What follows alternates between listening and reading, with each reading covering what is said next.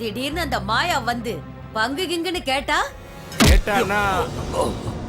மொத்தத்தையும் கொடுத்துட்டு நடுத்தருல உட்கார வேண்டியதா. இந்த கிழவன் சொல்றத நம்பிக்கிட்டு சொத்தெல்லாம் உங்க பேர்ல இருக்குன்னு நினைக்கிறீங்களா? இவன் நல்லா காக்கா படிக்கிறான். என்னடா மாமா சொல்ற? என்னத்த சொல்றது படிங்க. இத படி.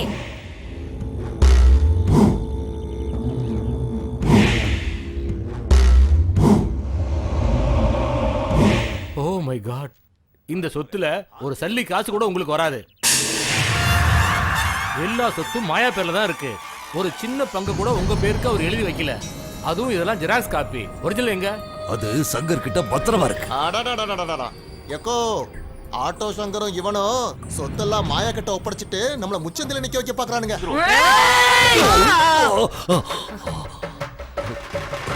எல்லாம் ஒன்னாலதான்டா. என்ன வாழ்க்கை பூரா வேலைக்காரியோ இருக்க வச்சுட்டியடா. இதுக்கு நான் பழி வாங்கியே தீருவேன். அந்த பிச்சைக்காரிய பணக்காரி ஆக்கிட்டேன். இதுக்கெல்லாம் காரணம் நீ இங்க வந்ததுனாலதான். எதுக்குடா இங்க வந்த? நான் எதுக்காக வந்தேன்னா அந்த பொண்ணை எப்படியாவது நல்லவளா மாத்தணுங்கிறதுக்காகத்தான். அவளை வளர்த்தது ஒரு நாகப்பாம்புன்றது அவளுக்கு நல்லா புரிஞ்சிடுச்சு. நம்ம முதலாளியோட ஆசைப்படி அந்த சொத்து பத்திரத்தை அவள்கிட்ட கொடுக்கறதுக்காகத்தான் நான் அந்த ஊருக்கு வந்தேன். அப்போ மாயாவோட ரூபத்தை நான் பார்த்தேன். சொத்து பத்திரத்தை கொடுக்க இது சரியான நேரம் இல்லைன்றதை தெரிஞ்சுக்கிட்டேன். அந்த சொத்தெல்லாம் அந்த நேரத்தில் அவளுக்கு கிடைச்சிருந்தா அதெல்லாம் வீணா போயிருக்கும். இப்ப என்ன செய்யலான்ற ஒரே குழப்பத்தில் இருக்கும் போதுதான் நான் சங்கரை பார்த்தேன். சங்கர் மாயாவை அடக்கியதையும் நான் பார்த்தேன். மாயாவோட எல்லா உண்மைகளையும் நான் அவங்கிட்ட சொன்னேன்.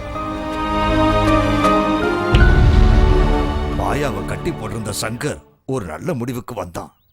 உங்களுக்கெல்லாம் புத்தி வரணுங்கிறதுக்காகத்தான் ஏன் வாயால மாயாவுக்கு எந்த சொத்தும் இல்லைன்னு பொய் சொல்ல வச்சான்.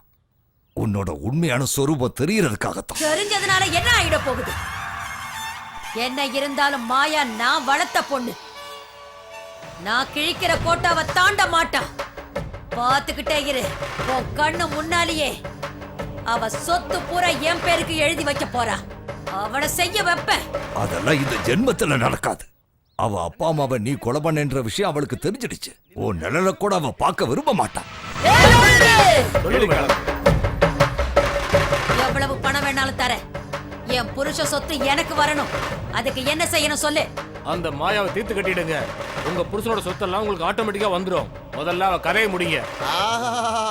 அது அவ்வளவு சுலபம் இல்லக்கா. மாயாக்கு பின்னாடி சங்கர் இருக்கான். அவன் பின்னாடி ஆட்டோக்கார கூட்டமே இருக்கு.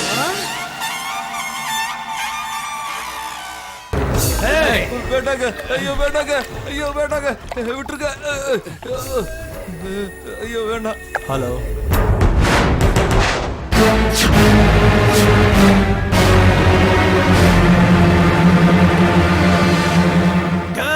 எல்லாரும் சென்னைக்கு போனோம்.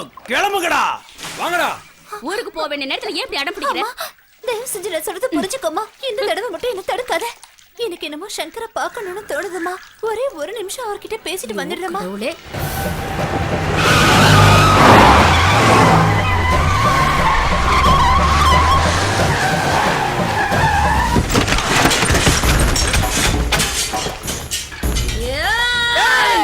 இங்க ஆம்பளை யாராவது இருந்தா முன்னால வாங்கடா.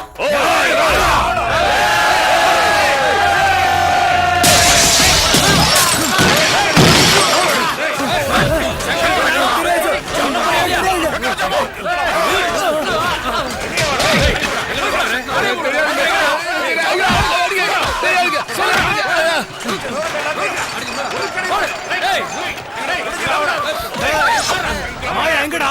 சொல்றா, சங்கர் எங்கடா? சொல்றா,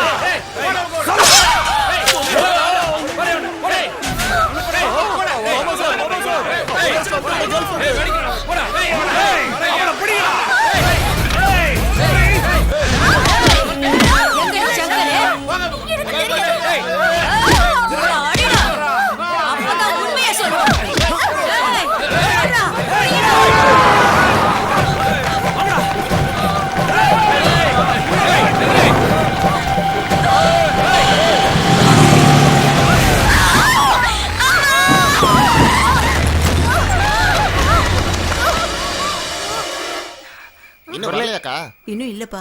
வா நான் போய் தேடி பார்க்கலாம்.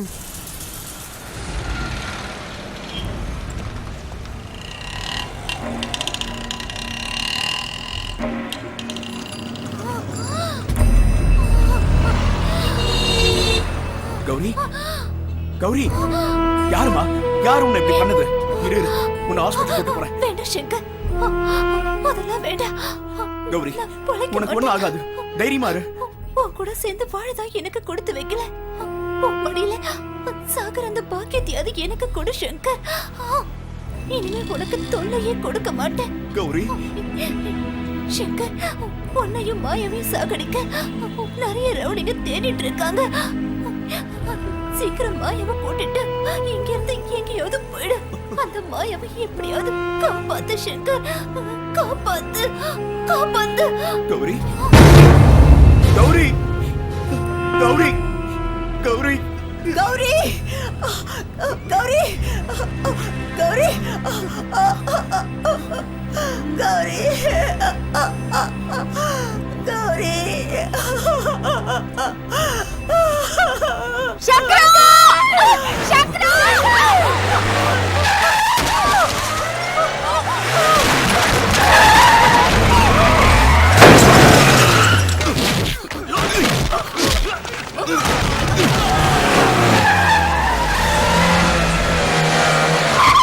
அவனை அடிங்கடா.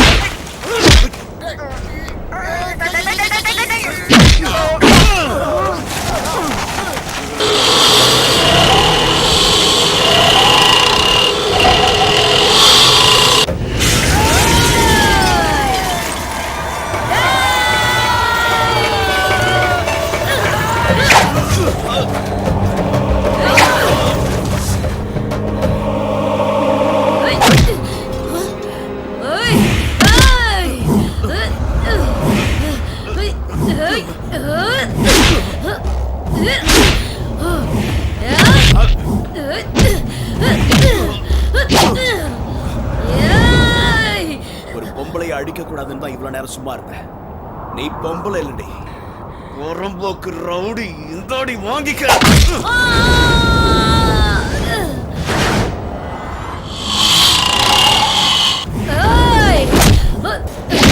அடிடா, அடி, அடி, அடிடா.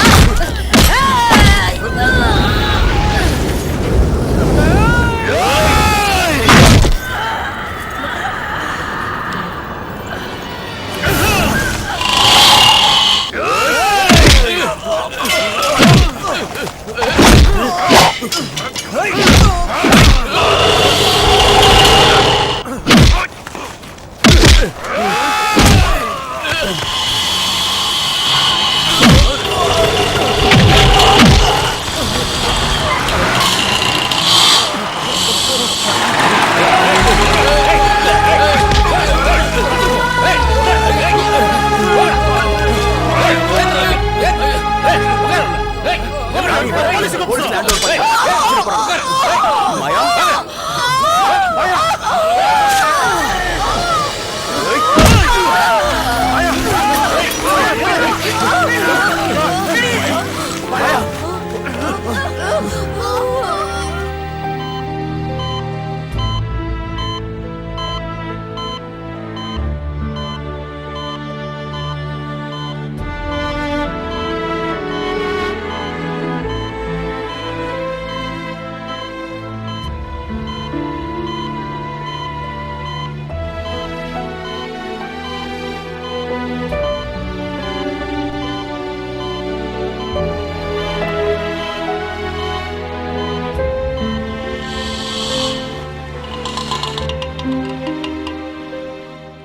இந்தா உன்னோட பத்திரம். சங்கர், தயவு செஞ்சு என்ன மன்னிச்சிடு.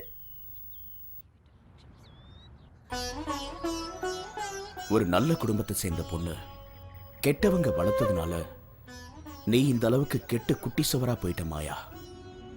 உன் வாழ்க்கையில நல்லது கெட்டது ரெண்டுத்தையுமே புரிஞ்சுக்கிட்ட. இதையெல்லாம் நீ தெரிஞ்சுக்கணுங்கிறதுக்காக தான் நான் எப்படி ஒரு நாடகம் ஆட வேண்டியதாயிடுச்சு. சங்கர்,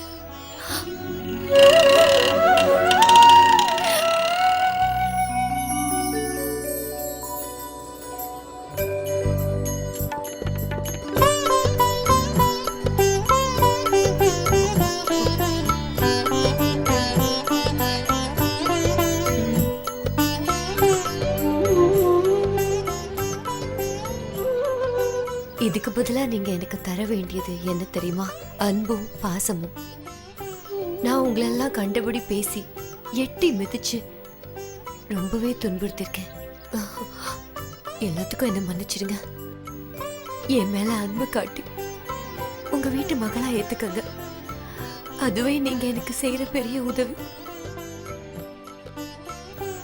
நான் பண்ண பாவத்தெல்லாம் நீங்க மன்னிச்சு என்ன ஏத்துக்கிட்டீங்கன்னா அதுவே எனக்கு போதும். ஏமா, இருக்கிற சொத்து முழுவதும் எங்களுக்குன்னு தானமா கொடுத்துட்டியே, நீ என்னம்மா பண்ணுவ?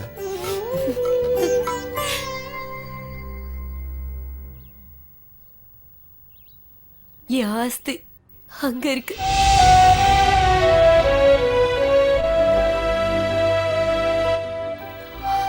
இனிமே நான் எங்க வாழணும்னு ஒரு முடிவோட தான் வந்திருக்கேன். இனிமே நீ எங்க இருக்கியோ அங்கதான் நானும் இருப்பேன். இந்த வீடுதான் இனிமே எனக்கு கோவில். இவர் தான் என்னோட கடவுள். தயவு செஞ்சு என்ன மன்னிச்சிடுங்க. சங்கர், தான் செஞ்ச தப்ப உணர்ந்துட்டா அதை விட பிராயச்சித்தம் எதுவும் இல்லை. இந்த பொண்ணு நிஜமாவே மாறிட்டா. உன்னையே நம்பி வந்திருக்கிறவளை ஒதுக்கி தள்ளிடாதப்பா. ஆமாப்பா, அவகிட்ட இருந்த எல்லாத்தையுமே எல்லாருக்கும் கொடுத்துட்டா. அவ இப்ப அனாதையா நிக்கிறா. அவ உன்னதான் நம்பி இருக்கா. அவளுக்கு எல்லாமே நீதான். சமாதானம் சொல்ல